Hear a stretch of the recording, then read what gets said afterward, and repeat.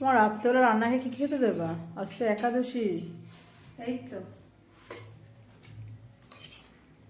একটু সাবু দিয়ে স্যুপ মতো করলাম। ওগুলো কি দিয়েছো আমার সবুজ সবুজ?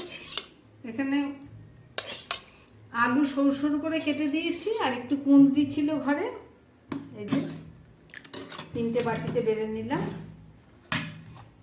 একদম নুন জল দিয়ে, সন্দুক নুন দিয়ে, সাবু দিয়ে, আলু দিয়ে, সবজি দিয়ে পুরো সিদ্ধ করে নিয়েছি।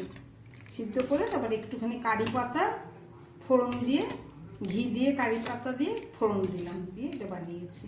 ওগুলো কারি পাতা? এটার মধ্যে তো সবজি বেশি দেওয়া হয়ে গেছে।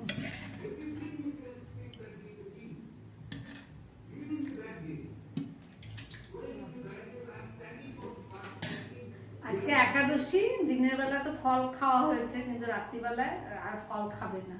এবার রান্না অফিস থেকে এসছে, কিছু তো খেতে দিতে হবে, এর জন্য সাবু দিয়ে একটা স্যুপ মতো করেছি, একটু সবজি দিয়েছি। একাদশীতে তো সব সবজি চলেও না, ওই জন্য একটু আলু দিয়ে আর এই সাবু দিয়ে একটা সবজি মতো করেছি, ঝোল মতো করেছি। চলো রান্নাকে দিয়ে গিয়ে, আবার খাবে কিনা জানি না। রাতেবেলা তো ফলও খেতে চাইছিলাম, সেই দুপুরবেলা একটু ফল খেয়েছে, আর তো কিছু খাওয়া হয়নি। এবার ছেলে তো, ওকে একটু কিছু খেতে না দিলে হয়? দেখি খাবে কিনা জানি না। রান্না এটা একটু স্যুপ মতো করেছি সাবু দিয়ে, একদম এত খালি পেটে থাকতে হবে না। এটা কিসের স্যুপ?